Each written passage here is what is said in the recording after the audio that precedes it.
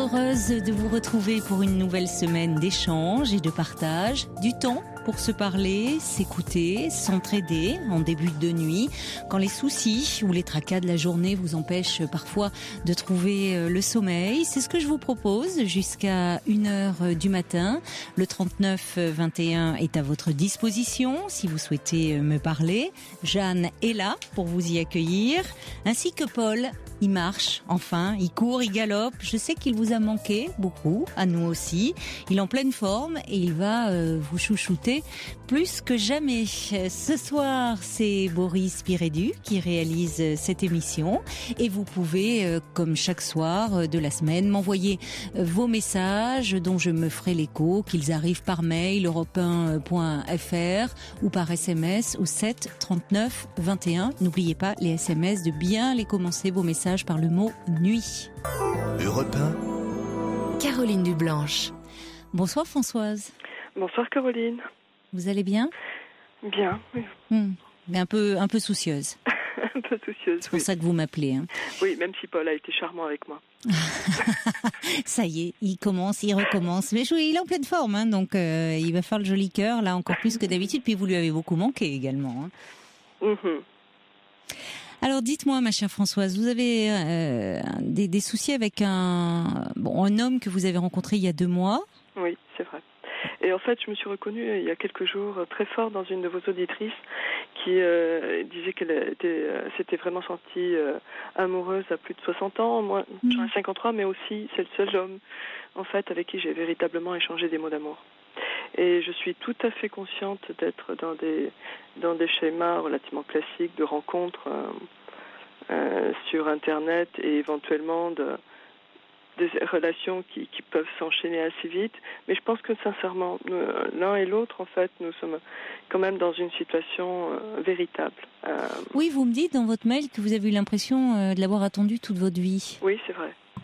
C'est vrai. Je crois que ça fait 30 ans que je l'attendais. C'est vrai que par certains côtés, il me rappelle des hommes avec qui j'ai travaillé ou un homme avec qui que j'ai aimé quand je vivais à l'étranger. Il y a très longtemps de ça. Oui. Ouais. Et vous me dites, c'est le seul homme avec qui vous avez échangé des mots d'amour? Oui, c'est vrai. J'ai réalisé ça récemment, oui. Mais qu'est-ce qui se passait avec les autres? C'est-à-dire on ne parlait pas d'amour en général. Ou alors juste à la fin. Mais j'ai eu des relations assez compliquées, je pense, avec les hommes. Ou beaucoup de débuts. Et pas beaucoup de choses heureuses. Aussi parce que j'ai travaillé beaucoup à certaines périodes de ma vie. Je voyageais beaucoup et j'ai beaucoup déménagé et n'ai pas vécu une vie très stable. Et si bien qu'il y a 6 ans, quand j'ai été licenciée dans le licenciement social, j'ai pris ça comme une opportunité en voyant principalement d'ailleurs le fait que ce que je souhaitais, c'est de rencontrer quelqu'un. Et alors là, ça se présentait vraiment très bien avec cet homme parce que d'emblée, vous vous êtes sentie très proche de lui. Oui. En étant consciente, en fait, de la réalité, c'est vrai que au départ, je voulais pas rencontrer réellement quelqu'un parce que je suis dans une situation relativement précaire parce que j'ai absolument besoin de trouver un travail salarié. Dans quel domaine? Dans le domaine de projet ou travailler pour une association et je cherche depuis un certain temps ou en contact avec le Japon qui était ma spécialité d'origine, je dirais. Vous êtes une spécialiste du Japon? Oui, j'ai vécu longtemps au Japon et longtemps travaillé avec des fournisseurs, des clients japonais. Et quand vous parlez d'association, c'est quel type d'association, par exemple? Des associations qui développent de nouveaux projets, parce que j'étais un chef de projet dans l'industrie de l'équipement automobile, et donc je garde cet amour de développer des choses avec d'autres et de travailler en équipe. Et là aujourd'hui, je sais pas, j'envoie des CV, j'essaie d'adapter mes CV des annonces et je n'ai pas de réponse. Et donc ça me stresse énormément. Mais je comprends. Depuis combien de temps cherchez-vous? Depuis que je sais que je dois déménager d'endroit où je suis arrivée il y a 1 an. Et je vous avais téléphoné d'ailleurs une fois parce que j'avais un stress terrible il y a 1 an. J'avais fait une rencontre mais qui était nettement moins heureuse, je le réalise maintenant, et qui avait abouti. Je vais déménager à la demande de cet homme et 10 jours après il rompait. Et donc aujourd'hui je dois quitter ce lieu et c'est ça qui m'a forcé à chercher aussi un emploi salarié. Parce que sinon je me logerais plus. Enfin, je pourrais pas me loger. Et donc ça a compliqué les choses. et à la fois c'est une opportunité pour moi de me remettre en question, puisque là je suis en train de faire des choses que je n'aurais pas imaginé il y a 6 mois de renvoyer des CV en tant que cadre d'entreprise par exemple, mais pour le moment je n'ai pas reçu. En tout cas, l'annonce, on ne sait jamais, hein, il y a peut-être quelqu'un qui nous écoute. Oui. Et il y a un écho terrible. Vous avez mis le haut-parleur là, non, pas un du instant tout. Non. Et qui pourrait être intéressé et on fera suivre, hein, bien évidemment. Merci beaucoup, Caroline. Et donc c'est vrai que dans ce cadre-là, en fait, je me suis inscrite sur un site de rencontre en me disant que au mois d'août, j'avais plus aucun ami qui était par là et que me forcer à rencontrer des inconnus me préparait à des entretiens d'embauche que je n'avais pas passés depuis très longtemps. Voilà. Et c'est comme ça que j'ai rencontré cet homme. Et j'ai été consciente, par contre, d'un souci très vite, c'est que cet homme n'avait pas caché qu'il était séparé et en fait qu'il vivait sous le même toit que sa femme séparée depuis 13 ans. J'ai fait un peu abstraction de ce point-là parce nous avons été très heureux et j'espère que nous le serons à nouveau aussi. Mais donc, ça veut dire que je ne suis jamais allée chez lui. Ils sont toujours ensemble ? Non, ils sont séparés. Je suis sûre qu'il me dit la vérité. Oui. Je connais d'autres. Non, mais ils sont toujours ensemble. Ils vivent sous le même toit, mais en étant séparés. Aux deux extrémités d'un grand appartement. D'accord. Et alors, le problème ? Mon problème aujourd'hui, c'est que j'ai commis... c'est que nous ne communiquons plus et je pense avoir commis une erreur qui est liée à ma précarité. C'est-à-dire que j'ai profondément honte de me retrouver dans une situation difficile. J'ai travaillé jusqu'en juin et après j'ai essayé de... Bon, j'ai failli plusieurs fois avoir un travail, mais je n'ai plus de ressources depuis ce moment-là. Et j'ai essayé de faire en faisant en plus simple, voilà. Et cet homme est un dirigeant d'entreprise. Et un jour, il s'est rendu compte que j'étais dans une situation assez précaire. Et donc, il m'a aidé spontanément et j'ai cru qu'il a pris les choses assez simplement et qu'il était simplement heureux que je sois dans sa vie et aussi, et nous voyions à ce moment-là le plus souvent possible, tous les 2 ou 3 jours. Il se débrouillait. Et puis, il se trouve qu'il y a à peu près un mois, l'entreprise qui déjà est rentrée dans une tempête. Et donc, nous ne sommes plus vus là depuis 3 semaines à peu près. Et donc, au début, on fonctionnait très bien par SMS. Et puis, petit à petit, il a eu moins de temps, ce que je comprends tout à fait. Donc, on a réussi à peu près à tenir. Il m'envoyait 2 SMS par jour à peu près. Et moi, je gardais à peu près le même rythme qu'auparavant. Avant, on ne se cachait pas. Mais on s'envoyait beaucoup de messages au fil de la journée. En réalité, et donc j'ai eu un peu de mal à m'adapter au changement. Et puis il se trouve qu'à un moment j'ai réalisé que je m'étais mise dans une situation très embêtante et que mon téléphone pourrait être coupé, par exemple. Et c'est par ma faute parce que j'ai eu terriblement de mal à aller voir une assistante sociale pour parler. Oui, et même d'ailleurs vous dites que vous avez attendu pour demander des allocations, enfin auxquelles vous avez droit. C'est vrai. C'est vrai, parce que j'avais un statut d'auto-entrepreneur pour travailler pour une association. Dans le mail, vous me dites que c'est parce que vous aviez honte de demander. Oui, c'est vrai, parce que j'ai toujours été indépendante de ma vie. J'ai beaucoup travaillé, je n'ai jamais reçu de cadeau d'un homme. Et j'ai plus vécu avec un homme depuis 87 en réalité, avant de partir au Japon. Et donc j'ai beaucoup de mal avec le fait de demander de l'aide. C'est extrêmement douloureux pour moi. J'ai juste vendredi dernier demandé la fin de mon statut d'auto-entrepreneur de façon à pouvoir retoucher des droits qui me restent chez Pôle emploi là et pour être prise mieux en compte par Pôle emploi. Mais je n'arrivais pas à le faire. Oui, mais pourtant, là, vous parliez de cadeaux, de la part d'un homme, mais là, c'est pas un cadeau que vous fait. Vous avez cotisé, vous ? Oui, à un moment, vous avez cotisé, et aujourd'hui, c'est vous qui vous retrouvez dans une situation plus précaire. Et il y a des allocations auxquelles vous avez droit. Vous voyez, vous faites pas l'aumône ni la charité, là. Non, mais je le dis parce qu'il y a malheureusement beaucoup de personnes qui sont comme vous et qui ne demandent pas ce à quoi ils ont droit. non, je suis bien consciente, mais c'est tellement difficile d'aller voir quand on a été un cadre, ou quand on est d'aller reconnaître qu'on a une facture d'électricité que l'on ne peut pas payer. Oui, mais la situation, elle est difficile, malheureusement, pour de nombreuses personnes en ce moment et depuis un moment.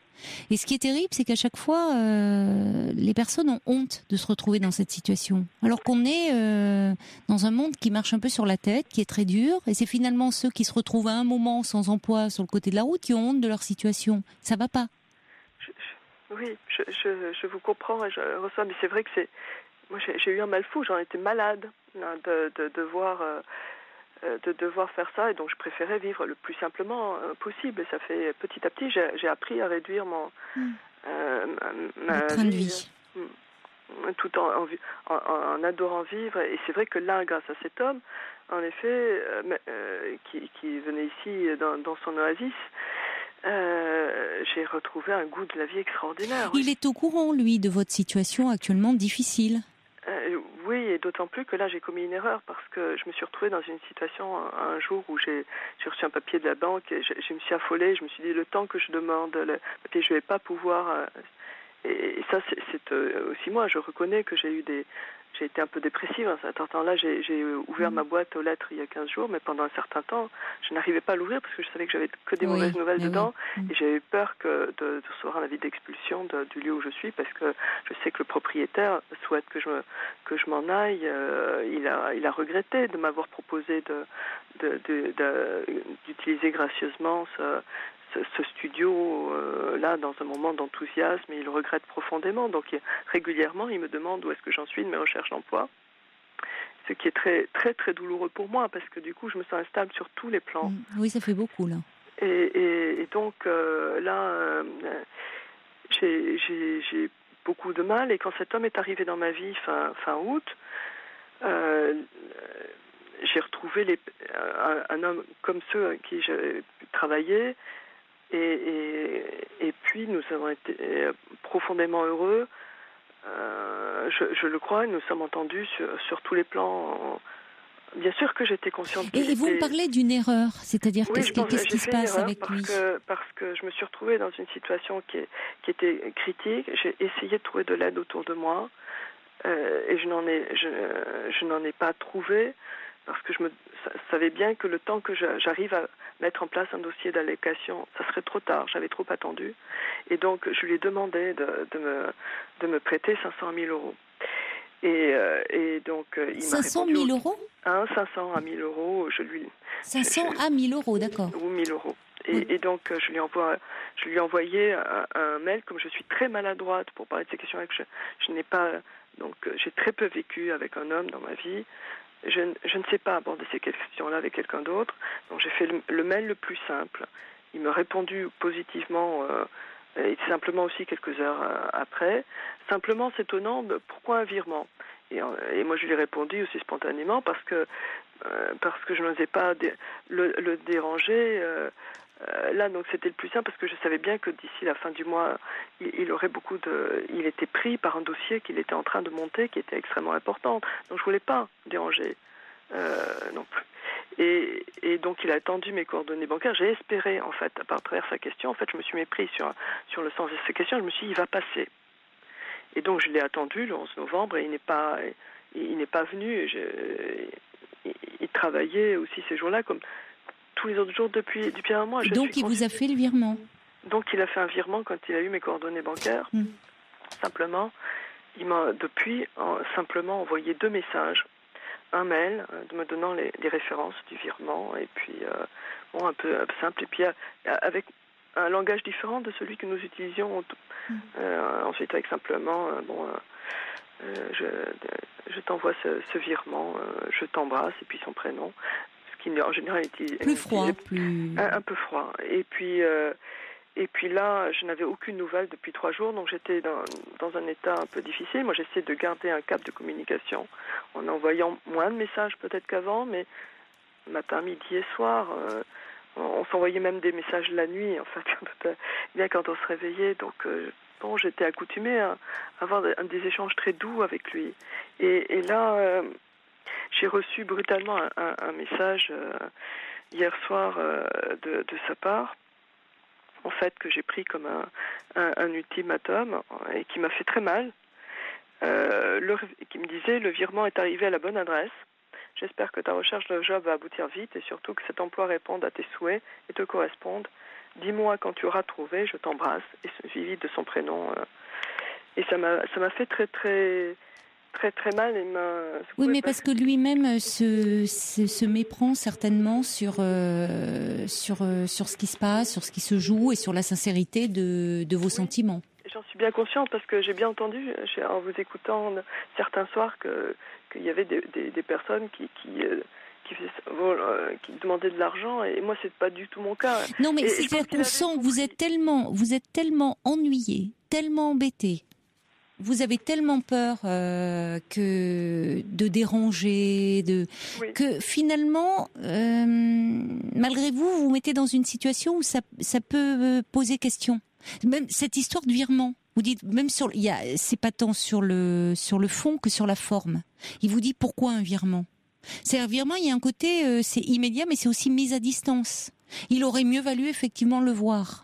Parce qu'après tout, c'est à lui de décider s'il peut pas trouver un moment, vous sentant peut-être dans une situation très en difficulté, peut-être angoissé. C'est à lui d'en décider. Vous avez tellement peur de déranger que vous vous mettez en retrait, puis finalement, ça devient comme une demande d'argent. Fais-moi un virement, quoi. C'est-à-dire que là, on parle plus de sentiments, de relations, on parle d'argent. C'est-à-dire tout ce que vous ne vouliez pas, finalement. Oui, exactement. Exactement ça. Donc il est important, si vous voulez, moi je crois maintenant c'est plus en parler avec lui par mail ou par SMS là, hein. C'est de le voir et de lui expliquer les choses. Mais par contre, là c'est ce que je lui ai écrit ce soir. Mais simplement je suis consciente que je suis dans une situation où je ne peux pas le voir facilement parce que je ne suis pas jamais chez lui. Et pourquoi ? Oui, mais vous arriviez à vous voir quand même. Oui, mais venez chez moi. Oui, mais... on se voyait autour de chez moi. Ou chez oui, moi. Mais donc c'est possible. C'est possible. Si vous le souhaitez, c'est possible. Oui, mais si je le souhaite, c'est possible. Oui, mais autant. Il peut se demander, cet homme, si après tout vous avez envie de le voir lui, sa présence, ou si finalement vous attendez, vous êtes intéressé. Mais non, je suis absolument pas intéressée. Mais j'ai bien doute. Je n'en doute pas, François. Je n'en doute pas. Mais lui.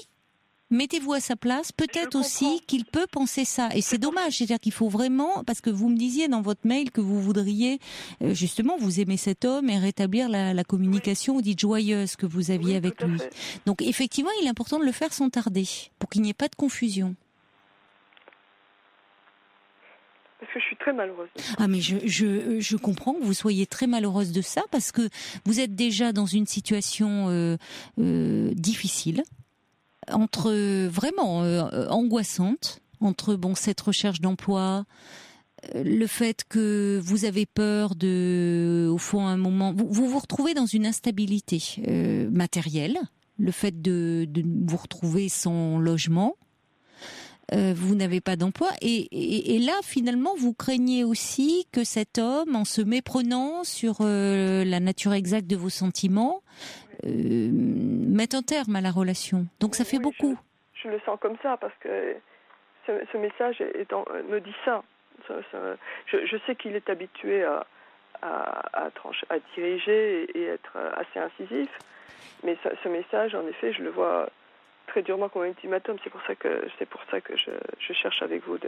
Il vous souhaite, il reste quand même, il met les formes, hein, mais c'est vrai qu'il met les formes, non, ça dur. Fait un peu comme c'est très dur parce je comprends qu'il parle comme ça dans le cadre de l'entreprise, mais avec moi, oui, il n'y a plus le côté affectif. Non, mais on sent bien, il n'y a plus le côté véritablement affectif. Non, il a gommé le je t'embrasse, il est tout juste et me signer avec son prénom aussi, ça me fait extrêmement bizarre parce qu'il y a longtemps quand ce n'était plus ça, et donc je suis profondément blessée, meurtrie, et puis j'ai peur, en effet, et c'est sans doute ma peur qui est la mais cause. C'est votre peur et votre sentiment de honte aussi qui fait que du coup tout a été un peu emberlificoté parce que vous n'étiez pas à l'aise, ce que je peux comprendre, hein.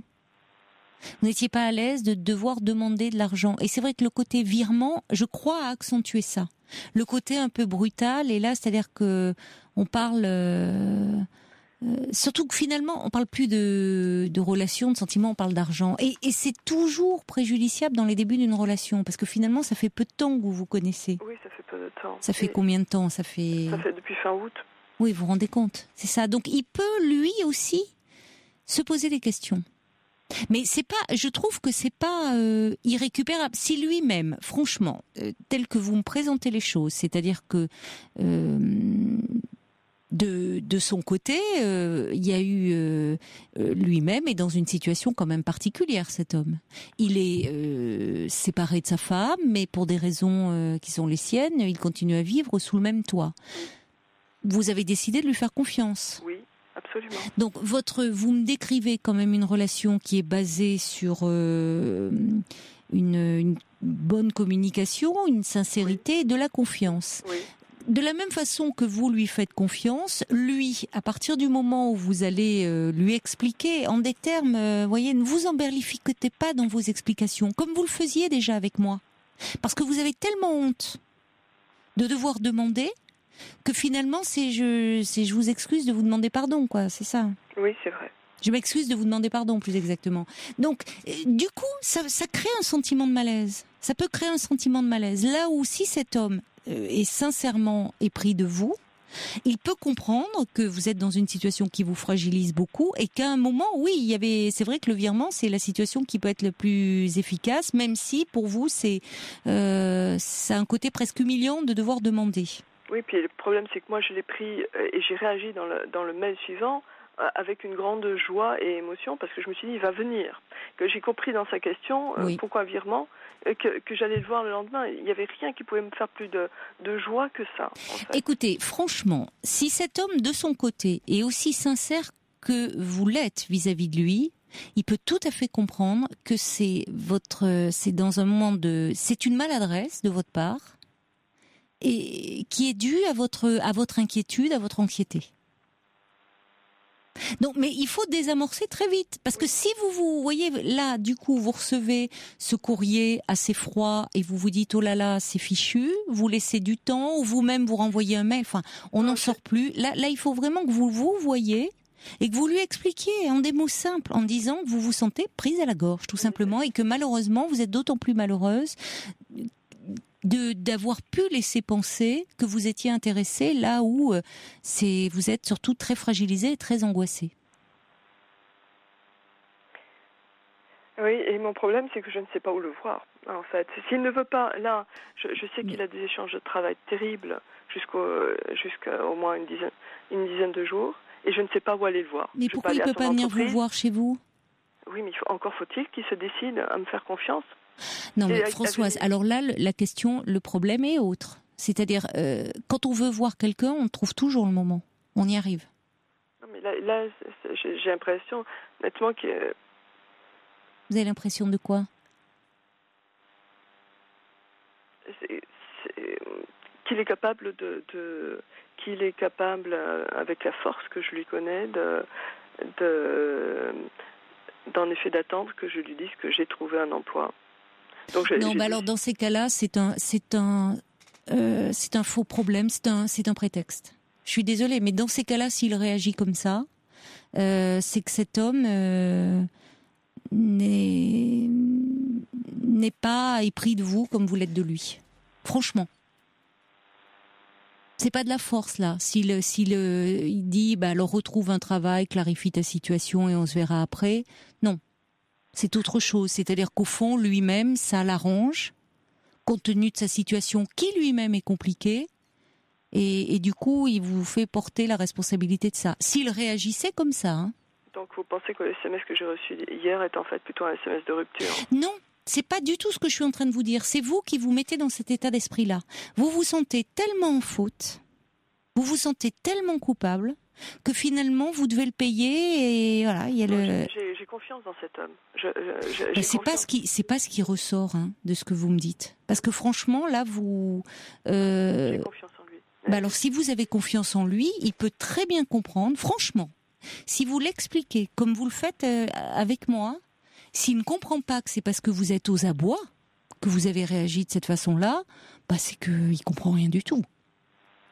Parce que honnêtement, qu'il ait pu à un moment, votre relation, elle est toute nouvelle. Hein, donc se dire, après tout, j'essaye 30 secondes de me dire ce qu'il pourrait penser. Je me suis laissée aveugler par mes sentiments pour cette femme.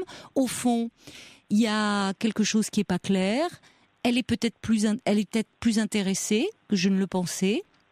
Je me suis trompée sur elle. Vous voyez, il peut être lui dans quelque chose comme ça. Je le comprends tout à fait. Alors s'il est dans ce sentiment-là, il faut vraiment le rassurer et lui dire que c'est parce que vous êtes aux abois.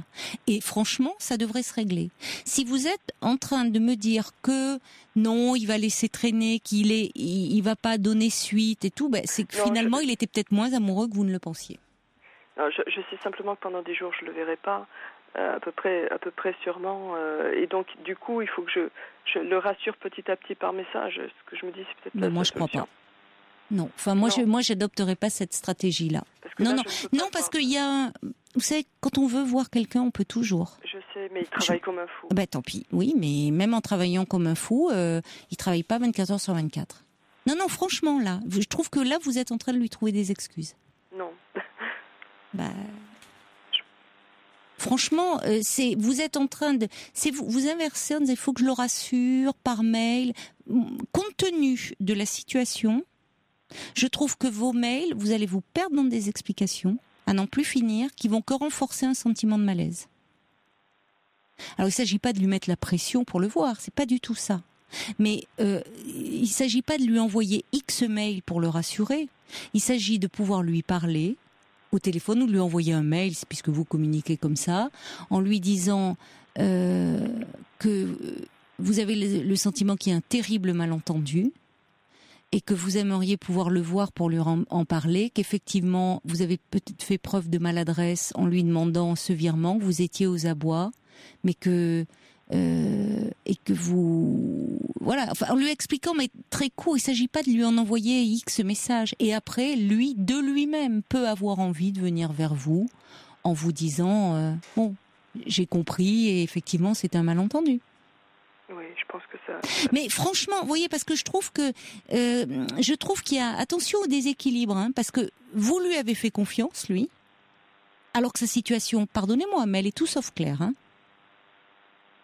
Vous avez pris le parti de lui faire confiance, et vous, parce qu'il y a eu, oui, certes, cette maladresse, vous pensez que là, non, il faudrait maintenant montrer patte blanche et alors le rassurer sur la sincérité de vos sentiments, oui, mais il s'agit pas non plus maintenant de vous mettre comme ça à sa disposition, vous voyez, comme bon, ça va, vous avez suffisamment à gérer. Si cet homme ne comprend pas que aussi, alors que vous étiez cadre dans l'industrie automobile, que vous vous retrouvez aujourd'hui, vous n'avez plus d'emploi, que vous vous retrouvez dans une précarité par rapport à votre logement, que vous en arrivez à pas payer votre facture d'électricité, que vous êtes aux abois, c'est franchement qu'il comprend rien.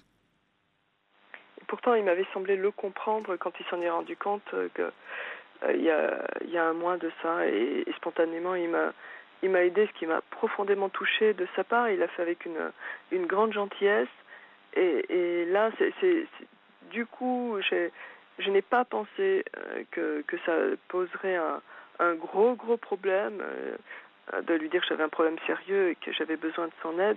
Et j'ai été très surprise de sa réaction.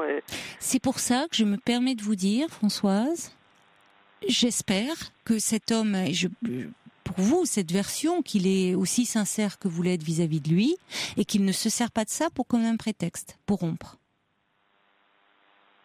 Parce que si effectivement, malgré le mail que vous lui envoyez, et sans vous excuser à n'en plus finir, mais simplement en disant qu'il y a vraiment eu une maladresse de votre part, il ne répond pas, j'ai envie de dire que après, ça veut dire qu'il s'emparerait de ça pour mettre un terme à la relation. Et à un moment, si vous voulez, il faut aussi. Je vais vous lire des réactions qui arrivent. Il y a Myriel qui dit enfin cet homme cohabite déjà depuis 13 ans avec sa femme, donc vous avez du mal vous à le joindre, et finalement vous là aussi il y a quelque chose. Angie dit il travaille certes, mais il rentre chez lui après quand même. Oui. Même si, donc il peut faire un détour chez vous. Si vraiment on a envie de vous voir. Maintenant, effectivement, il y a Mano qui dit, il a le droit d'être très surpris que vous vous permettiez de lui emprunter telle somme au bout de quelques semaines de relation. Mais il y a Pnop qui dit, il faut arrêter d'extrapoler finalement les réactions de cet homme, lui envoyer un message de rendez-vous. Et puis, quelqu'un me dit, dirigeant d'entreprise ou pas, dans une relation amoureuse, même naissante, on ne parle pas à une femme comme à un salarié. Attention, est-ce que cet homme confond pas sentiment et business, dit cet auditeur ou cette auditrice. En tout cas, il faut clarifier. Il y a Isabelle qui dit, finalement, parfois il vaut mieux accepter l'aide sociale que de rester seul ou de chercher l'aide financière d'un proche, en particulier d'un proche, enfin dans une relation amoureuse. Elle ajoute, parler lui juste de votre simple maladresse due à votre angoisse. Oui. Je vois pas, si vous voulez, vous êtes en train, vous vous affolez. Je trouve que vous êtes en train de noircir le tableau, et je trouve que là, au lieu de faire les choses le plus simplement, qui montrerait que vraiment vous êtes de bonne foi, vous êtes en train de compliquer terriblement la situation. D'accord. Je trouve, C'est-à-dire que face à ça, dire que vous pouvez dire que vous êtes surprise par le côté un peu froid, qu'il y a un malentendu, et vous le dissipez le plus vite possible. N'attendez pas encore 10 jours de plus, si c'est possible. D'accord. Parce que je trouve que sinon, vous creusez encore plus les difficultés là où il n'y en a pas. Alors, quelqu'un me dit, oui, même qui trouve que vous n'avez pas fait de maladresse, que son SMS à lui est banal. Et il dit, après tout, son SMS à lui n'est pas si froid que ça, relisez-le. Il est froid par rapport à vos habitudes habituelles d'échange. Mais n'en faites pas non plus, ne vous mettez pas maintenant en position de coupable, quoi. Ça va. Je trouve que vous avez déjà trop de difficultés à gérer. Et d'ailleurs, à ce sujet, il y a Elsa qui recommande le livre, je l'ai pas encore lu, mais effectivement, on en a beaucoup parlé, de Claude Almos, qui est une psychanalyste que j'apprécie beaucoup. Est-ce ainsi que les hommes vivent ? Elle y parle justement de ce que ressentent les personnes qui sont au chômage. Alors, je crois, j'ai pas l'édition, je crois que c'est chez Plomb. D'accord, je cherche. Mais ça peut être vraiment un livre qui peut être très précieux pour vous. Et encore une fois, dédramatiser les choses. Puisque vous ne doutez pas de sa sincérité, ça devrait vraiment se clarifier. Si cet homme est sincère, comme vous le pensez, il va revenir vers vous. Il va comprendre, et lui-même, il va être rassuré parce que vous faites un signe vers lui. Il va comprendre que c'est pas après son argent que vous en avez. Oh non, Eh ben voilà. Alors dans ces cas-là, il faut faire le plus simplement possible. Là, vous cherchez trop. Voyez, c'est parce que vous êtes vous-même déstabilisé parce que vous êtes en train de vivre et perdu et vous vous en voulez. C'est ça, c'est votre culpabilité qui vous pousse à réagir comme ça. Tout à fait, et puis je l'aime sincèrement et que mais je n'en doute pas. Je suis très blessée par sa réaction. Mais vous allez, parce que lui a pu mal comprendre, on va pas revenir là-dessus, donc franchement ça peut s'arranger. Alors un dernier message, votre histoire de Lilia qui dit que votre histoire est bouleversante car non seulement vous semblez perdre confiance en vous, mais ce malentendu illustre bien les dégâts provoqués aussi par cette crise économique jusque dans la vie effective. Elle ajoute qu'il n'y a pas de raison que vous ne retrouviez pas un dialogue apaisé comme vous l'aviez avec cet homme. Merci, c'est formidable, c'est très très gentil, je vous remercie tous. Et Amanda de Corse qui dit, c'est pas à vous de le rassurer, mais à lui. Et elle ajoute, le temps fera les choses. Le temps, oui et non, je pense quand même réagissez assez vite. D'accord. Okay. Et moi je pense vraiment ça va s'arranger. Merci beaucoup, Caroline. Bonne chance, Françoise. Et on rappelle donc, vous cherchez un poste, chef, vous étiez chef de projet dans l'industrie automobile. Oui, vous m'occupez d'une association à développer. Merci, on vous souhaite bonne chance. Et Elsa ajoute que le livre de Claude Almos, Elle ainsi que les hommes vivent, c'est chez Fayard. Ok, parfait. Au revoir Françoise, au revoir. Merci Caroline, au revoir. Pour parler à Caroline Dublanche, appelez le 39 21. 34 centimes la minute.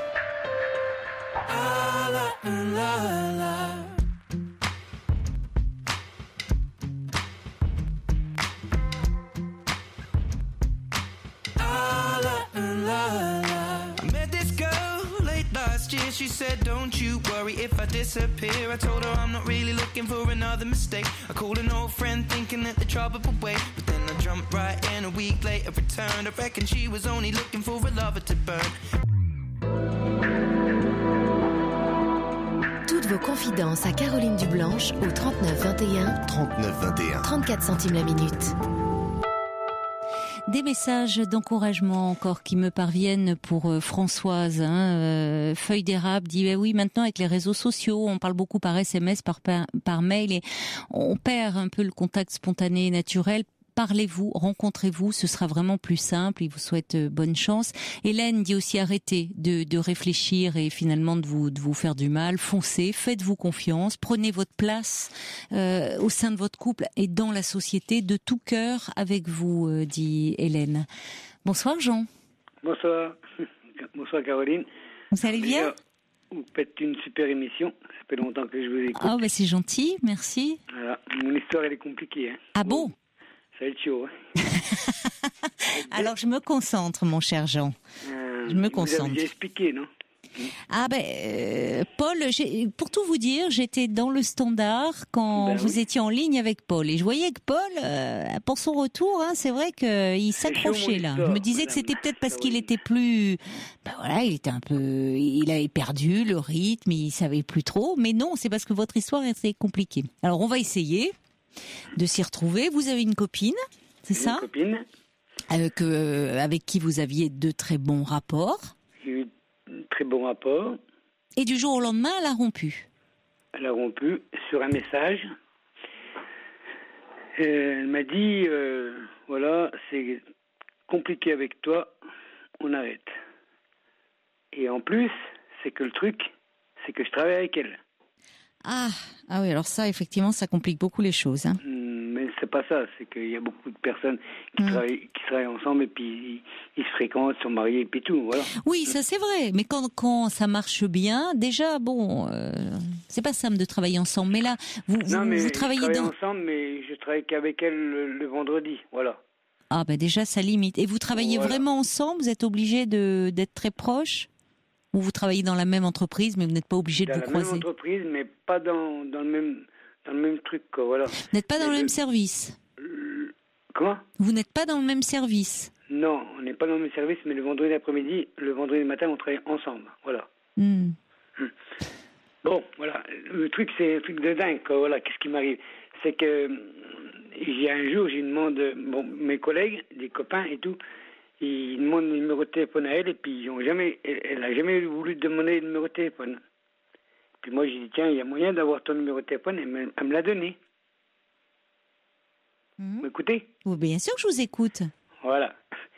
Et puis elle me le donne et tout. Puis 2 jours après, j'ai dit voilà, c'est bon, j'ai ton numéro, ça marche. Elle me dit c'est cool et tout. Puis après j'ai dit il y a moyen de se voir et tout. Elle me dit ouais, il y a moyen. Mais ça, vous me refaites les débuts, là? Non? Oui. Ah oui, vous me refaites les débuts de l'histoire, quand vous demandiez son numéro. Oui. Oui, mais peut-être pour que je comprenne, parce que on pourrait y revenir, Jean, mais elle rompt avec vous en me disant que votre histoire est compliquée. Et pourquoi elle est compliquée? Vous trouviez que c'était compliqué, vous? C'est pas compliqué parce que moi, on s'est fréquenté pendant plus d'1 mois et tout. Et on a eu des bonnes relations, j'ai offert des cadeaux, j'ai donné de l'argent et tout. Ah bon? Vous lui avez donné de l'argent? Oui. Elle vous le demandait? Non, mais j'ai vu que c'est une fille qui est malheureuse, quoi. Voilà. Ah bon? Bon, l'histoire, c'est qu'elle fréquentait quelqu'un pendant 1 an et demi. Et en 1 an et demi, elle a eu 3 rapports. Avec cet homme? Ça marchait pas bien. Avec cet homme? Cet homme. Et cet homme, je dis pas dans le domaine qu'il travaille. Non. Il est blindé dessous. Et ce mec-là, il dit voilà, je te loue une maison gratuitement. Et il l'héberge gratuitement, quoi, voilà. Et puis il vient quand il veut, il mange et tout, il dort. Mais il vient pas souvent, apparemment, puisqu'elle vous dit qu'ils ont eu 3 rapports dans l'année. Pardon? Il doit pas venir souvent, puisqu'elle vous dit qu'il y a eu que 3 rapports dans l'année. Tous les week-ends, quoi, voilà. Ah bon? Voilà. Donc elle était intéressée. Elle n'était pas forcément amoureuse de cet homme, mais Non, mais voilà. financièrement, ça l'arrangeait bien. Il n'a pas beaucoup d'argent. Il travaille à mi-temps. Hein. Et puis en plus, le mec, il loue des maisons. Puis la maison, elle paye pas, quoi. C'est lui qui. Ben oui, ça fait une sacrée économie, quoi, voilà. Hein. Ça fait, oui. Et lui, il va sur son toit, il vient quand il veut. Tu me fais à manger, patati, il dort et tout. Vous comprenez? Ben oui, je comprends. Mais ça, quand elle était avec vous, elle continuait quand même avec lui. Non. Elle a rompu avec lui. Et maintenant, je sais qu'elle est plus avec lui. Elle m'a promis et tout. Elle m'a dit, je suis plus avec lui. Mais moi, le problème, c'est que je suis tombé accro à elle. Et puis, elle a jamais tombé sur un mec qui est amoureux. J'ai beaucoup d'amour, quoi, voilà. Donc, on s'envoie des messages encore, voilà. Ah bon, vous continuez? Qu'est-ce qu'elle vous dit? Le problème, c'est que Caroline, le truc que je vous ai expliqué, c'est que vendredi dernier, quand on s'est vu, on a travaillé ensemble. J'ai dit, alors, c'est quoi ton problème? Tu es plus avec moi? Elle m'a dit, non, c'est pas ça, c'est que, tu vois, c'est compliqué et tout. Et puis, quand on se voit, on s'embrasse. Oui, sur la bouche. Voilà. Ah oui. Je dis, mais tu me fais quoi, là? Tu me fais courir, là, ou quoi? Elle me dit, non, mais c'est compliqué, la vie. C'est compliqué, non, c'est pas compliqué. On peut se la compliquer aussi, hein. Comment? Mais pourquoi elle vous embrasse sur la bouche? Parce que vous, du coup, vous espérez que ça reparte? Bah oui. Mais qu'est-ce qu'elle vous raconte finalement? Parce qu'elle joue pas un peu avec vous, là, j'espère. Mais j'espère pas. Parce que moi, un samedi, là, j'étais... Je ne dis pas ma ville, voilà, mais j'ai acheté un super cadeau avant Noël, quoi, voilà. Allez, on va continuer à parler de cette fille qui vous fait tourner la tête, Jean. Hein. D'accord? Ce sera après le journal de minuit. Ne raccrochez pas, à tout de suite.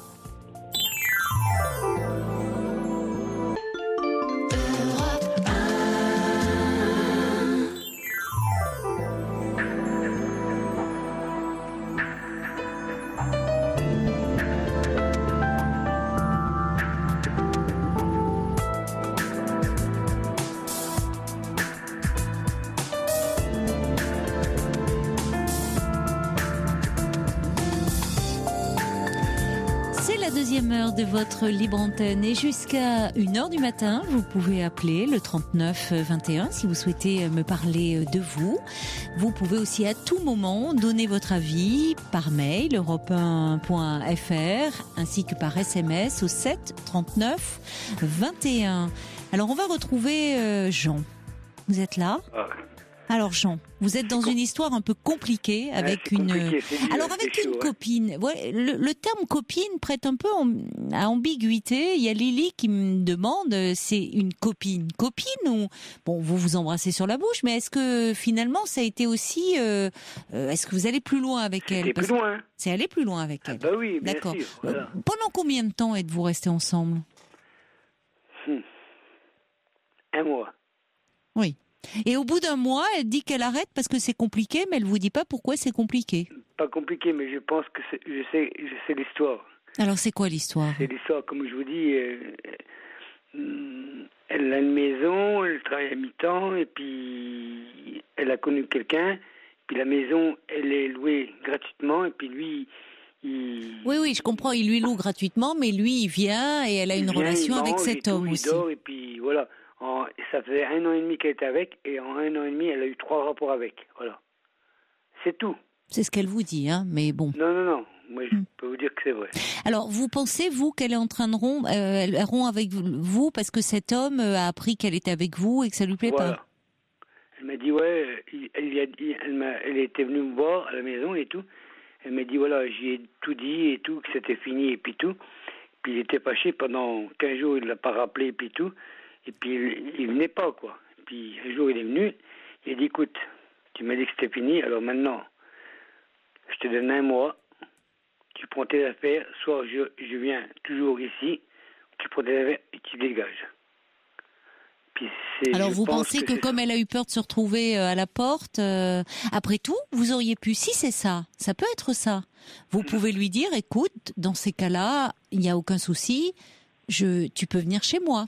Oui, mais le problème, c'est que moi, je suis divorcé, je reçois mes enfants tous les 15 jours, j'ai 2 petits, et puis elle a encore deux garçons. C'est chaud, hein. Et moi, mon appartement, c'est un S3. Et Ils ont quel âge, vos enfants ? il y en a un de 10 ans, puis l'autre qui a 7 ans. Oui, donc vous pouvez pas la recevoir chez vous. Si, moi, j'avais dit. Vous lui voilà. avez proposé d'ailleurs ou pas ? J'ai dit. Et puis. Et qu'est-ce qu'elle vous a dit ? D'arrêt, quoi, voilà. Parce que moi, je me demande si c'est, pour tout vous dire, hein, Jean, si cette jeune femme, vous dites elle est malheureuse, enfin elle est dans une situation un peu difficile matériellement, mais est-ce qu'avec les hommes, j'ai l'impression qu'elle manque pas d'arguments. Elle sait quand même peut-être comment vous prendre et obtenir de vous ce dont elle a envie. Cet autre homme là, elle payait pas le loyer, vous lui offrez des cadeaux, de l'argent. Et finalement, peut-être qu'elle s'en sort un peu comme ça. Et puis en plus, vous savez quoi ? J'ai des bagues de mariage. J'ai dit, voilà, t'as pas d'argent, je te la donne. Tu la fais estimer et tu prends l'argent comme tu veux. La bague de mariage ? Et elle l'a prise ? Bah oui. Oh, vous voyez, elle n'a pas trop de scrupules, hein. Mais après tout, vous lui donnez. Non, moi, je trouve que elle se présente comme un peu, oh là là, et je ne dis pas que sa vie est matériellement, qu'elle gagne pas très bien sa vie, d'accord, mais elle a pas mal de ressources quand même, parce qu'elle sait bien faire tourner la tête aux hommes, j'ai l'impression. Et elle dit que c'est eux elle sait bien jouer avec eux, et avec vous, je pense. Moi, elle a vécu avec, elle a eu un enfant par un premier homme. Oui. Puis après, elle était mariée. Elle a eu 3 garçons. Et puis lui, ils sont en instant de divorce. Ça fait 4 ans déjà. Et puis ils sont pas encore divorcés. Et puis ils ne donnent pas pension alimentaire. Bon. Et que moi, je suis divorcé, je paye pension alimentaire. Ben c'est bien. C'est bien, vous vous occupez c'est votre façon de vous occuper de vos enfants et vous les recevez. Oui, mais elle a certainement beaucoup de problèmes, hein, par ailleurs, dans sa vie. Je ne le nie pas. Mais je trouve que, du coup, vous, ça a été trop mêlé. Les cadeaux, l'argent, la bague que vous lui donnez. Et attention qu'elle vous prenne pas pour quelqu'un, qu'elle peut un peu utiliser parce qu'elle sait que vous êtes complètement sous le charme. Bah oui. Et que de vous, elle peut obtenir tout ce qu'elle veut.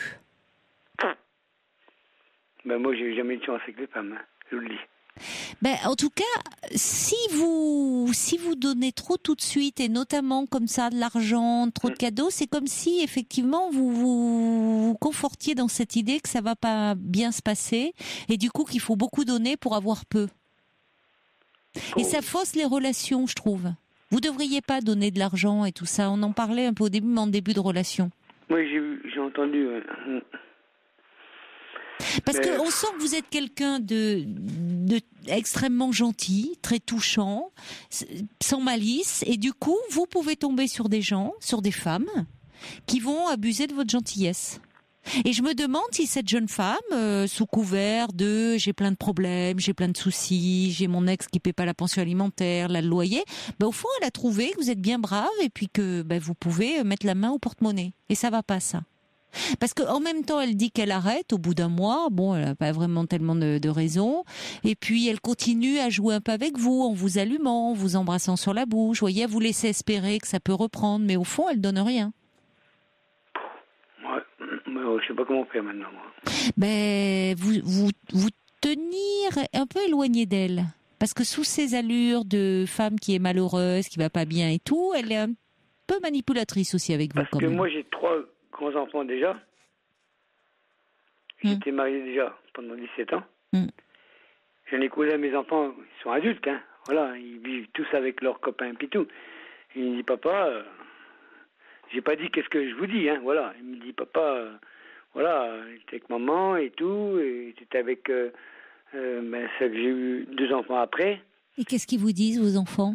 Il me dit, papa, t'es trop gentil. Eh Il oui. me dit, faut arrêter. Mais ils ont raison, avec cette femme-là. Mais c'est vrai, ils ont raison. Je crois qu'elle est en train, je pense qu'elle est vraiment en train d'abuser de votre gentillesse.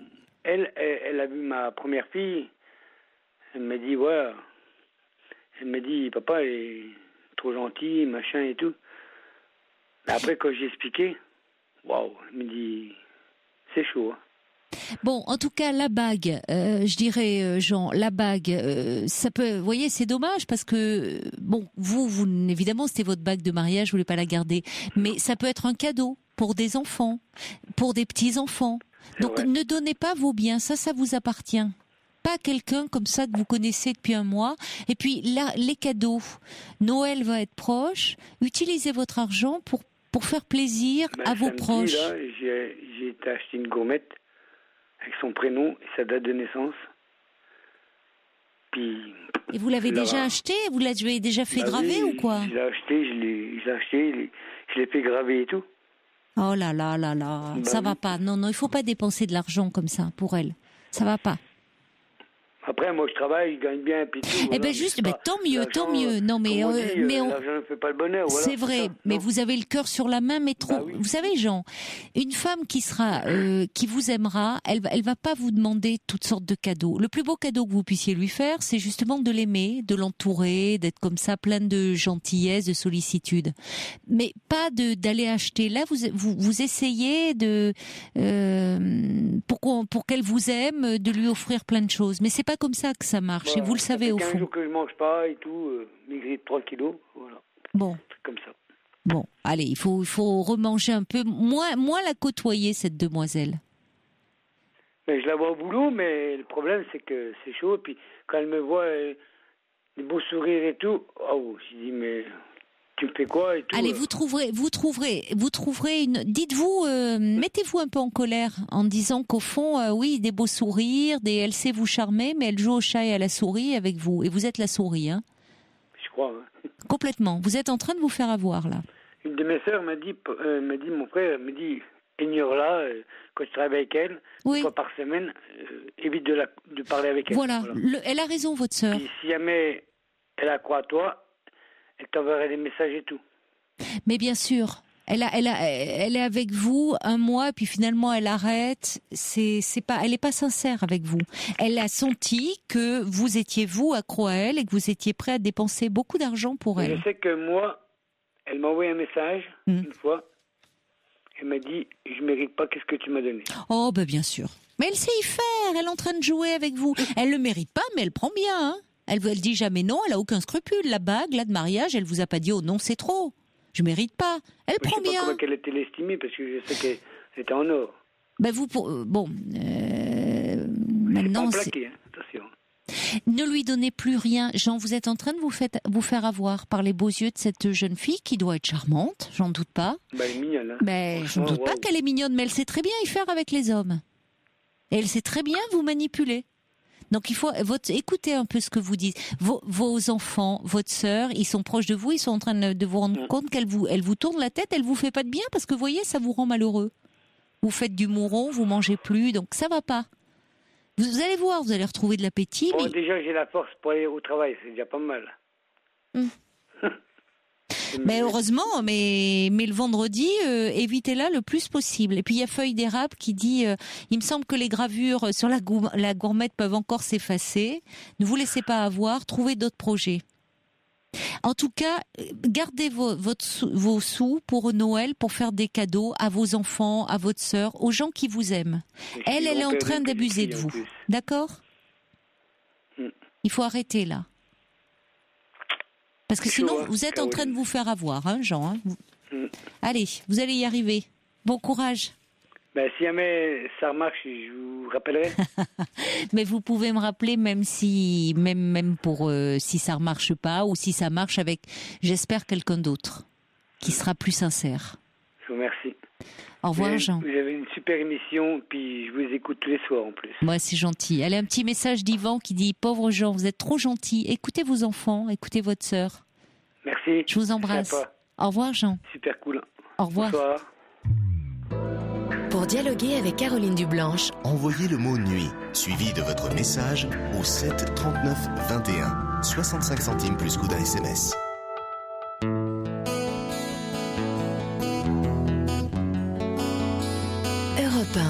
Caroline Dublanche. 39-21. 34 centimes la minute. Graver l'écorce jusqu'à saigner. Clouer les portes.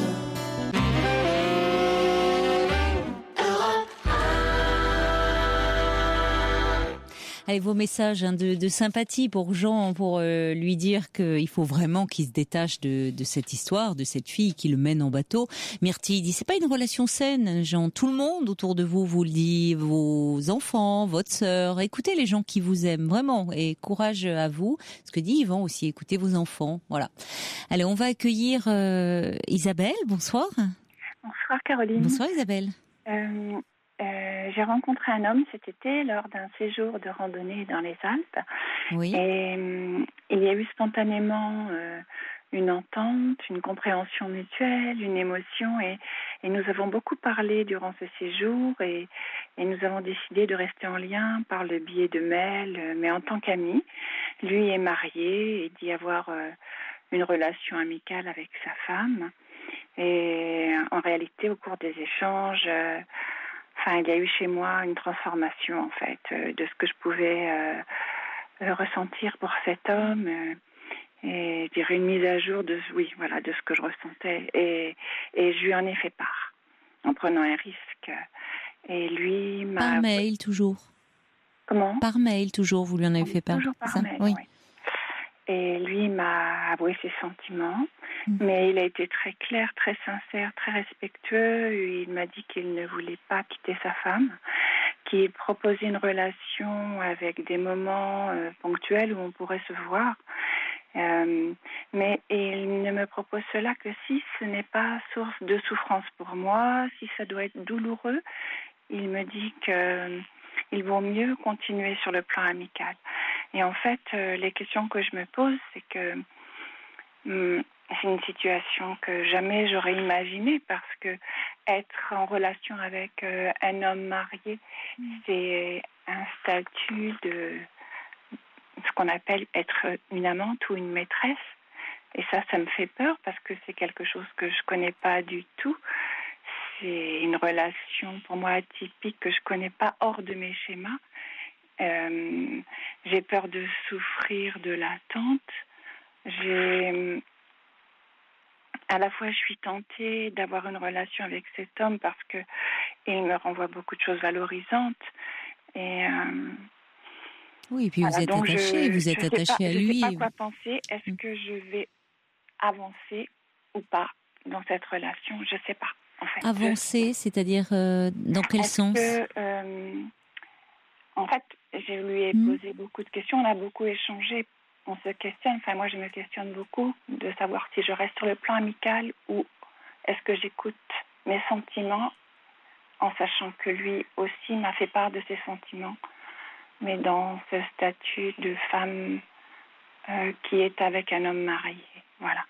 Et est-ce que je prends le risque d'avancer dans cette relation en ignorant un petit peu tout ce qui peut arriver, les souffrances de l'attente ou pas, sauf si j'acceptais cette situation, mais que je connais pas du tout parce que c'est des... En fait, j'ai dans la tête la femme qui va avec une femme mariée, la maîtresse. Et ça me gêne beaucoup. C'est quelque chose qui n'a jamais été dans ma tête, en fait. Que vous n'avez jamais vécu. Vous ne vous êtes jamais retrouvée dans cette situation parce que vous avez pris soigneusement soin de l'éviter ou quand ça se présentait Ça ne s'est jamais présenté. Ça ne s'est jamais... D'accord. Non. Et il y a certainement une raison d'ailleurs à cela, finalement. C'est parce que des hommes mariés en attente de relations extra-conjugales, il y en a beaucoup. Or, si ça ne s'est pas présenté à vous, c'est que d'une certaine façon, vous, consciemment ou pas, vous l'avez évité. Parce que vous savez que c'est pas quelque chose qui vous convient. Je sais pas. Et évidemment, avec cet homme-là à nouveau, vous doutez. Mais Mais lui, je trouve, entretient une ambiguïté terrible avec vous. Alors moi, je ressens pas du tout d'ambiguïté. Vous ne ressentez pas l'ambiguïté ? Non, je le sens très clair et très sincère. Ben moi, je trouve pas. Ah oui. Je vais vous dire pourquoi. Oui. Parce que, déjà par le fait, lui ne se déclare pas. Il ne dit rien. Il entretient une relation par mail, amicale. Il sait que vous, certainement, vous êtes disponible. Oui. Vous n'avez pas d'homme dans votre vie, là où lui est en couple. Vous vous déclarez. Et là, au lieu de, après tout, dire qu'il y est très sensible, mais que malheureusement il n'a rien à vous offrir car il est en couple et qu'il ne quittera pas sa femme, c'est ce qu'il vous dit. Il vous dit que lui aussi est amoureux et qu'il vous propose des moments ponctuels. Oui. En ajoutant si c'est pas source de souffrance, c'est ça, si j'ai bien noté. Oui, pour moi. Si ça ne doit pas me faire souffrir. Oui, c'est un jeu de dupe. Il sait forcément que ça va être derrière les moments de joie, de plaisir, de bonheur, des moments de souffrance. Vous-même, vous anticipez avec beaucoup de lucidité, c'est-à-dire des moments d'attente. Des moments d'attente où lui repartira dans son foyer et vous serez seul. Oui. Donc, il n'est pas idiot, il le sait. Et c'est-à-dire que comme vous avez pu nouer un échange et je pense qu'il a bien senti la profondeur de vos sentiments et le fait qu'une relation de ce type, pour vous, allait être source de beaucoup de frustration et de douleur. Parce que vous pourriez, après tout, être libre dans votre vie, mais envisager une relation avec un homme qui ne l'est pas, parce qu'après tout, vous-même, vous voulez conserver votre autonomie, votre liberté, ou vous sentez que vous êtes à même de vous protéger. Or, si vous ne l'avez pas fait jusqu'à présent, c'est parce que, justement, vous êtes quelqu'un d'impliqué, certainement avec de la profondeur, et que vous ne vivez pas les choses à moitié. Oui. Or là, il vous propose quelque chose à moitié. Et je trouve que l'ambiguïté, elle est dans le fait de vous dire, au moment où vous révélez, déjà d'avoir maintenu un lien, alors qu'il sait bien que quand on maintient, c'est pas anodin de se livrer, de se confier à un autre, de parler de soi vraiment le lien se transforme, il évolue au fil du temps. Et là, je trouve qu'il devrait vous dire, de lui-même, ça serait à lui de vous dire qu'il est désolé, mais qu'il ne peut pas vous proposer ce que vous attendez. Et c'est là où je trouve le fait qu'il ne le fasse pas, il rentre dans quelque chose qui n'est pas clair, justement. Parce que c'est vrai que c'est lui qui a, comment dire, plus à perdre. Oui et non, vous aussi vous avez à perdre. Mais en tout cas, si il vous a dit très clairement, si j'ai bien compris, qu'il n'envisageait pas de quitter sa femme. Non, et je lui ai posé la question si une femme pouvait lui apporter le bonheur et la joie, est-ce qu'il serait prêt à tout perdre? Il m'a dit oui. Vous voyez, là aussi, on est en plein dans l'ambiguïté. Ça laisse entendre que vous pourriez être celle-là. Donc, évidemment, par rapport à la question que vous vous posez, c'est de vous dire, est-ce que je tente? Est-ce que je vais plus loin? Est-ce que j'essaye au fond, de me lancer pleinement, de vous lancer pleinement dans cette histoire? Et finalement de créer un lien d'attachement tel de son côté à lui qu'il quitte sa femme. Bien sûr que le pari, il est là. Et qu'il est terriblement séduisant. Et on se dit, même si c'est au prix de souffrance. Mais c'est là où je trouve que il avance à petits pas, il avance un peu masqué, lui. Il attend que vous vous dévoiliez. Je trouve que c'est pas clean de sa part. C'est pas clean parce que quand vous vous dévoilez, là, il laisse aussi en suspens. Non, je ne quitterai pas, mais peut-être. Effectivement, là, il attend. Et si tu étais mieux avec quelqu'un, alors là, oui. Donc, il vous permet de vous rapprocher de plus en plus. tout en ayant l'air de pas y toucher, lui. Mais je le ressens pas du tout comme ça. Forcément, vous êtes amoureuse. Je ne le suis pas. De lui. Je le ressens pas. Mais oui, vous êtes amoureuse. Ouais. Donc, quand on est amoureuse, on ressent plus les choses comme ça. On voit plus, là, vous êtes prise dans cette histoire. Et je comprends que cette histoire, j'entends à quel point vous êtes sincère dans cette histoire et investi. Mais je ne peux que vous mettre en garde. Vraiment. Ouais. Et c'est pas, vous voyez, c'est pas par une question de morale et autres, c'est vraiment par rapport à vous.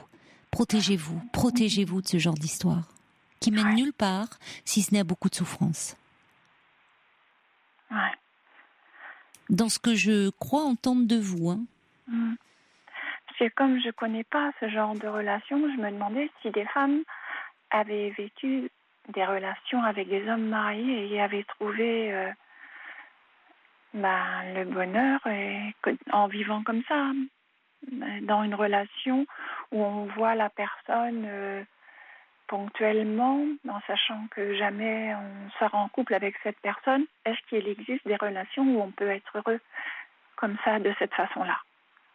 Oui, mais vous savez, j'ai envie de vous dire, Isabelle, que il y a certainement des femmes, on en a eu certains soirs des témoignages comme celui-là, qui disaient qu'elles avaient une relation avec un homme marié depuis des années et qui s'y retrouvaient.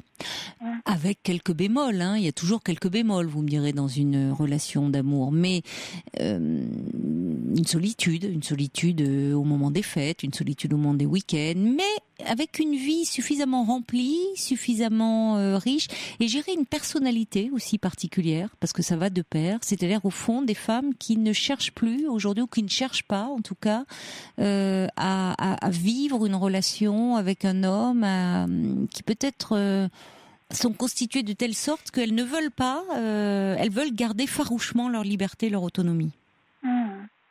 Mais pour quelques-unes qui s'y retrouvent, combien d'autres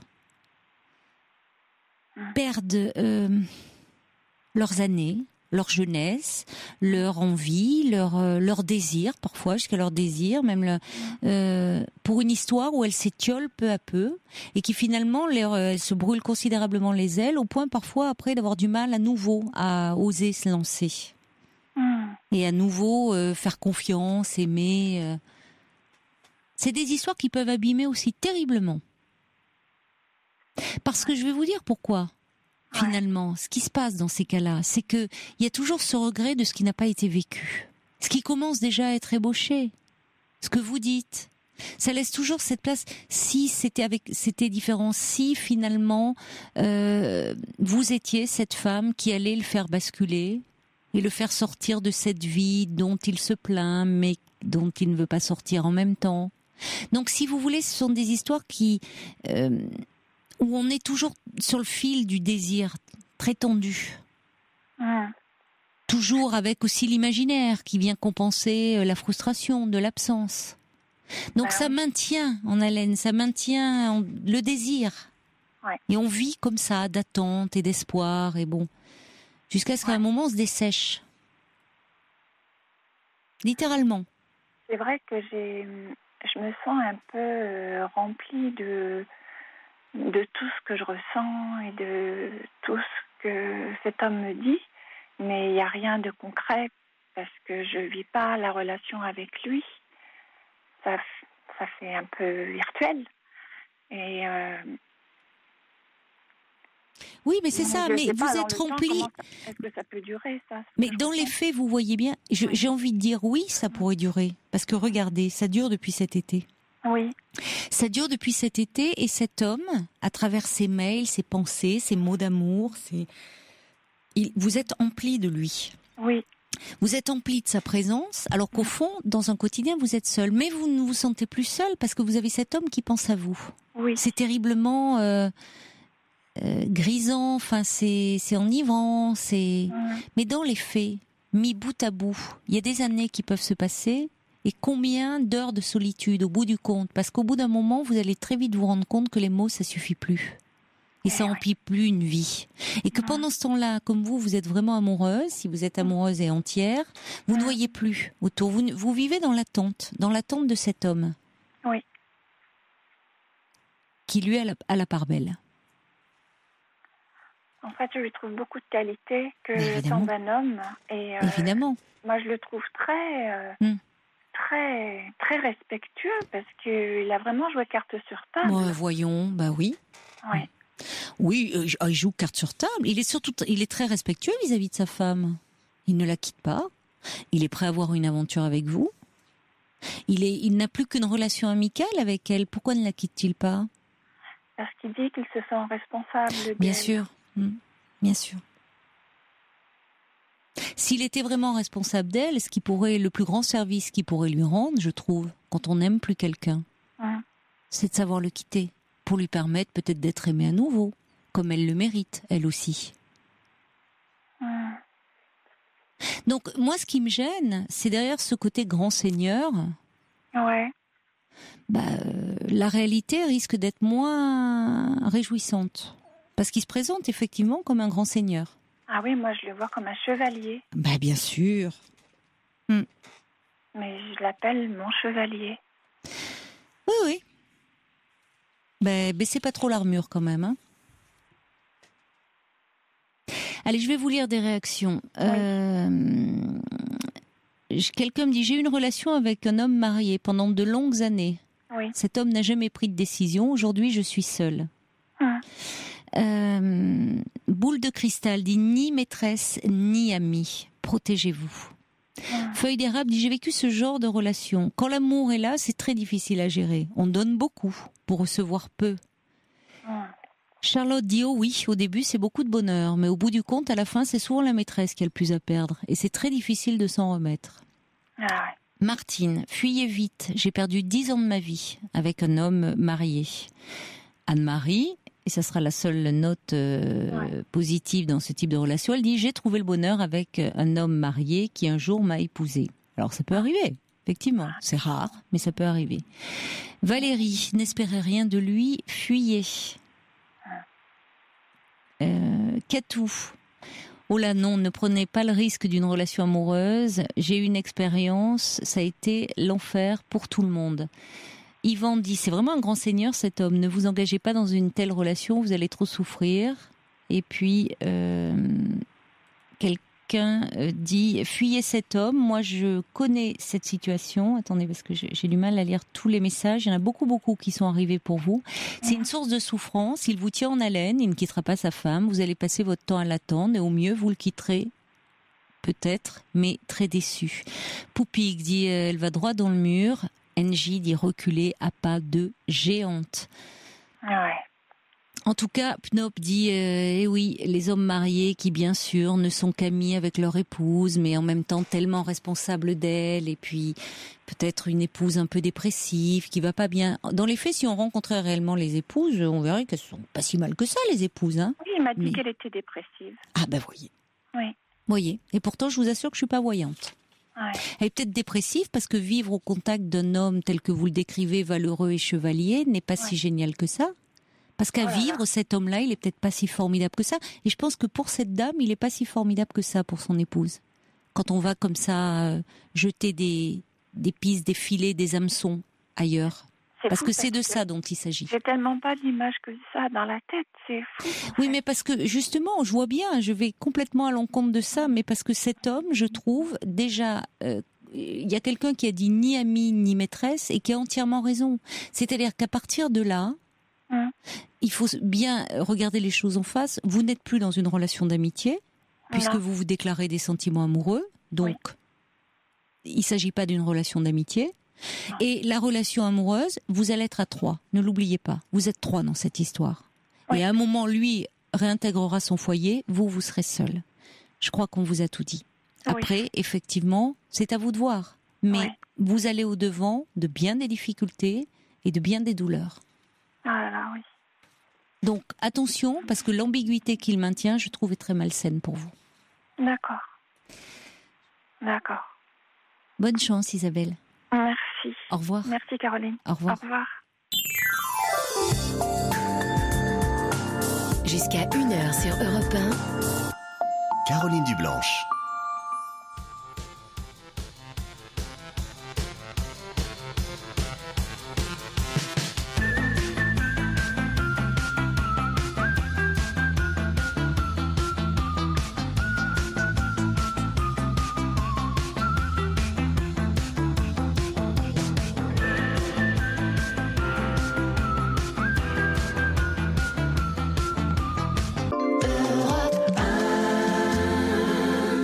Des messages pour Isabelle encore qui me parviennent au 7 39 21. Il y a Sonia qui dit il n'y a aucun doute, cet homme cherche une maîtresse occasionnelle, le virtuel sublime le côté sordide. Ségolène dit ma grand-mère disait les maîtresses elles reçoivent des fleurs et des bijoux mais elles n'arrivent jamais en couple autour de la table de Noël. Et puis Margaret me dit c'est curieux, on n'entend jamais un homme dire je suis amoureux d'une femme mariée qui ne veut pas quitter son mari. Peut-être que les femmes sont plus crédules que les hommes. Je ne sais pas si c'est de la crédulité, mais en tout cas, je trouve que les femmes sont prêtes à accepter, à patienter, je crois, à subir, à être dans une position comme ça en retrait. Parce que c'est ça, c'est se mettre en retrait, rester dans l'ombre, beaucoup plus effectivement que les hommes. Il y a cette, comment dire. Il y a quelque chose dans l'éducation où on habitue les filles, moins j'espère aujourd'hui, mais à effectivement se tenir en retrait, à plutôt à se dévouer aux autres, à être disponible pour les autres, et donc ça peut créer une position comme ça en amour, un peu de passivité, d'attente, où le désir de l'autre finalement prime plus que le nôtre. Bonsoir Adèle. Bonsoir Caroline. Bonsoir. Moi, je vais vous exposer mon petit problème. C'est un vrai dilemme. Je vis actuellement un vrai dilemme. J'ai rencontré une personne il y a 2 ans, un homme qui est âgé de 7 ans de moins que moi. Donc, il en a 47, j'en ai 54. Oui. Et au début, tout se passait bien parce que moi j'ai vécu avec, je suis séparée depuis plus de 10 ans maintenant du père de mon fils qui a 22 ans. Et pour faire bref, donc j'ai rencontré cette personne, ça va faire mercredi, ça fera 2 ans, le 19, voilà. Et cette personne au début, ça se passait très bien, tout nouveau, tout beau. Enfin, je pense que je peux dire comme ça. Et là, depuis environ une petite année, nous n'avons pratiquement pas ou très peu de rapports sexuels. Et je le vis pas très très bien, disons même très mal. Et là, je commence à me détacher un petit peu. Enfin, j'essaie de lui faire comprendre. Voilà, je lui ai tendu la perche pour qu'on communique parce que dès le départ, quand on s'est connus, je lui ai dit, tu sais, moi il y a des choses que j'ai vécues, vu que j'ai 54 ans. Et il y a des choses, je suis vraiment pour le dialogue, pour la communication, parce que sans dialogue et sans communication, je pense que ça tue le couple, ça tue en général, je pense. Il faut savoir communiquer. Et donc oui. Et puis finalement, quand je lui parle, je lui ai tendu la perche récemment et qu'est-ce qu'elle vous dit justement par rapport au fait que vous êtes inquiète, de plus vous sentir désirée, comme ça. Voilà, qu'est-ce qui se passe? Est-ce que vous lui avez demandé? Qu'est-ce qui se passe? Oui, non, il m'a dit j'ai un blocage, ça vient de moi. Il me dit tu es une belle femme. Il me dit je t'aime beaucoup, je t'aime, j'ai des sentiments. Quoi qu'au début il me disait je t'aime, et ça a duré 3-4 mois, et puis maintenant il me le dit plus du tout, bizarrement. Je t'aime beaucoup, oui, c'est pas la même chose. Aussi, hein. Comment? On aime beaucoup le chocolat. Ben oui, et les glaces à la fraise, quoi. Enfin, vous voyez, voilà, donc moi, ça me préoccupe énormément parce que c'est quelqu'un auquel je tiens, qui a beaucoup d'humour, qui est généreux, qui est très serviable, sociable. Oui, il manque pas de qualité, mais ce blocage, justement, est-ce que vous avez essayé de le faire parler un peu autour de ce blocage, puisque il sait pas, il dit qu'il sait pas. Mais moi, je lui dis, je suis prête à aller à consulter. Tu prends rendez-vous, on va consulter parce qu'il y a des médecins. Après pour tout, ça. Oui, qu'est-ce qui se passe? Est-ce qu'il a des craintes par rapport, je sais pas, à quelque chose? Est-ce qu'il a vu son médecin déjà? Il est de quel ordre ce blocage? Parce qu'il faudrait qu'il puisse en parler. Il sait pas. Alors déjà, est-ce que c'est une absence de désir? Vous voyez, c'est une absence de désir. Il a pas envie il a plus envie.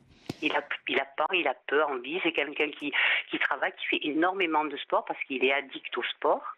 Donc après, il mange et il dort sur le canapé. Voilà. Oui, il s'épuise finalement. Il dépense son plaisir, il le trouve dans le sport. Qu'est-ce qu'il fait comme sport? Du jogging. Ah oui, mais ça... attendez. Ça, on fantasme beaucoup sur la sexualité des sportifs, mais il y aurait beaucoup à dire, parce qu'effectivement, leur libido passe beaucoup là-dedans. Moi, ça me dégoûtait du sport. Maintenant, il fait du jogging. Vous m'en parlez pas, tous les jours, il va faire, un jour passé, il fait de la musculation. Oui. Il investit tout. Il est sur son corps, sur son apparence, sur voilà. En même temps, un corps comme ça qu'on sculpte, qu'on modèle. Parce que mais l'âge passant, vous voyez, arrivé dans 3 ans, il aura 50 ans et il fait pas du tout son âge. Hein. Bon, d'accord, il s'entretient, mais c'est un corps, il l'entretient, mais finalement, il y a, au niveau d'un corps charnel désirant, il se passe plus rien, alors. Oui, ça sert à rien. Enfin, c'est le corps. Non, mais en tout cas, mais il y a un paradoxe. Mais c'est vrai que vous avez raison en disant que le sport peut devenir une addiction, et les gens qui courent, qui font du jogging le savent, ils ont besoin. S'ils courent pas, ils sont mal. Bon, c'est le propre de l'addiction. C'est un besoin. Ça peut être le travail, ça peut être le jeu, ça peut être l'alcool, et si on n'a pas sa dose de, je sais pas, de sport, de travail, d'alcool, on est mal. Donc, mais qu'est-ce qui fait, quand vous l'aviez au début dans cette relation, il courait déjà comme ça? Bien sûr. Et là, ça l'empêchait pas de vous désirer, de vous faire l'amour? Absolument pas. Bon, alors, il y a autre chose. Est-ce que vous lui avez dit que après tout, après tout, c'est pas comme ça, mais que le problème, c'est que vous sentez du coup un certain détachement? Tout à fait. Et que du coup, clairement, pour être encore plus clair, que ça met votre relation en péril. Oui. Vous lui avez dit? Oui. Oui. Et alors? Il sait pas. Oui, il sait pas, c'est-à-dire qu'il ne dit rien. Non, mais il fuit, Caroline, il fuit toute relation, il abrège, il coupe court à la conversation, il passe à un autre sujet.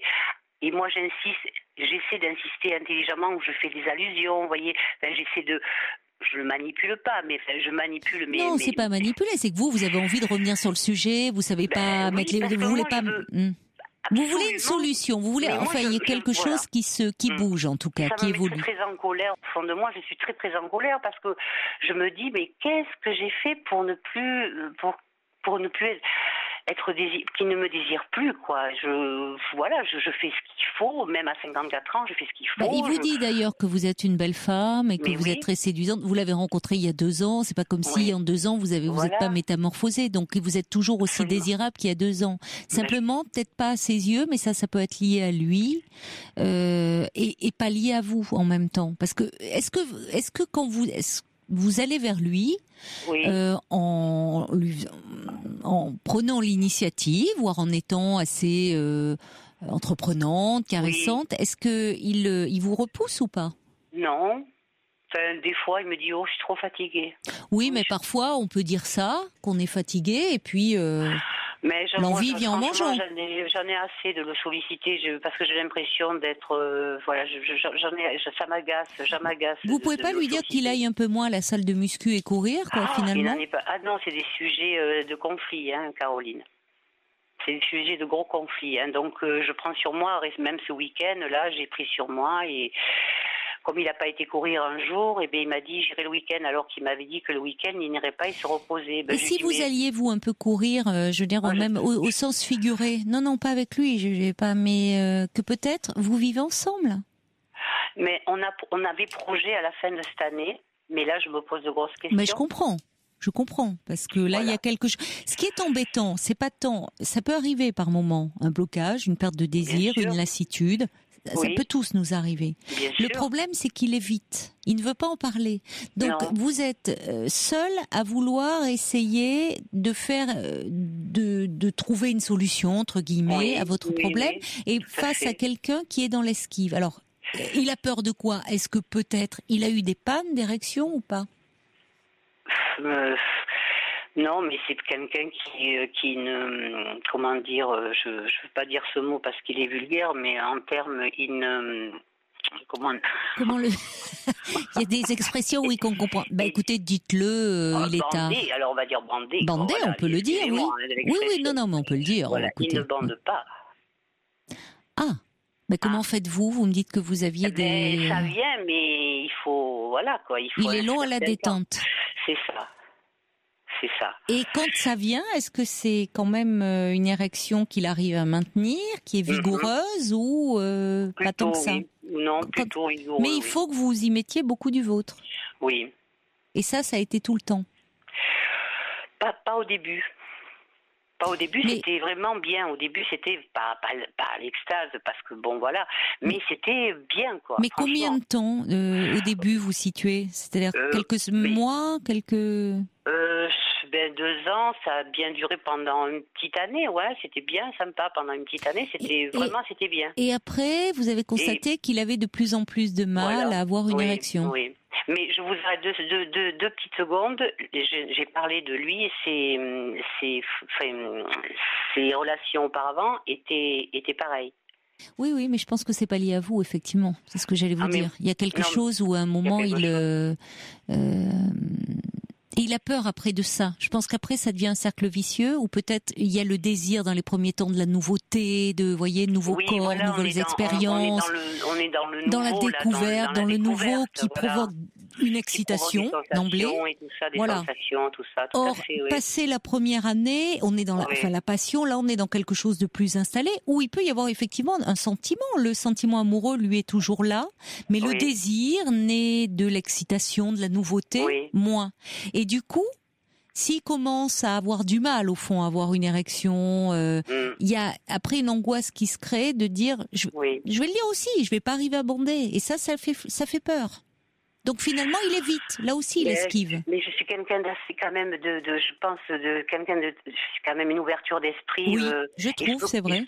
Je peux comprendre tout à fait que ça peut pas être tous les jours super, mais il peut y avoir des attouchements, de la tendresse, des caresses. Oui. Non, il se couche et il dort, quoi. C'est terrible. Ça va pas. C'est terrible. Ça va pas parce que justement, il compense d'autant plus. Est-ce que vous avez pas remarqué qu'il est pas dans une compensation au niveau du sport, il en fait pas de plus en plus par rapport non. Il en fait davantage, oui. Oui. Parce que vous voyez, je reçois un message de Cathy qui dit le culte du corps au détriment de l'altérité. Elle ajoute ça peut devenir l'enfer de l'altérité, de la relation à l'autre, c'est-à-dire qu'on est dans quelque chose du narcissisme pur. Tout à fait. D'un corps qui est, érigé. Alors on fait ça, les muscles saillants, la muscu, bah oui, mais l'autre n'arrive plus, vous voyez. Moi, je m'en fous de tout ça. Hein. Oui, mais pas lui, il compense. Et c'est pour ça que je crois qu'il faut que vous réagissiez en disant mais Caroline, excusez-moi, ça sert à rien. Enfin, je sais pas si ça sert à quelque chose, mais pourquoi vouloir être parfait J'ai dans bien son compris. corps? Ça le rassure.